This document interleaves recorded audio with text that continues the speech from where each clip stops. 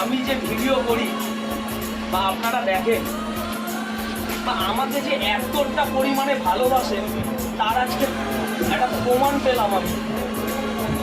এই মা মানে আমার সাথে দেখা করার জন্য ধর্মতলায় 4 দিন পর পর ঘুরে গেছে, আমাকে পাইনি। নতুন বছরে আমি যে এত ভালো একটা উপহার পাবো আমি কখনো মানে ভাবতেই পারি। আমার তো খুবই আনন্দ হচ্ছে যে বড় মার কাছে যাবো ভেবেছিলাম, আর সেই বড় মা আমার কাছে চলে আসবে, এটার মাধ্যমে খুবই ভালো লাগছে যে ও আমাকে এতটাই ভালোবাসে। খুবই মানে আনন্দ মানে বলে বোঝাতে পারবো।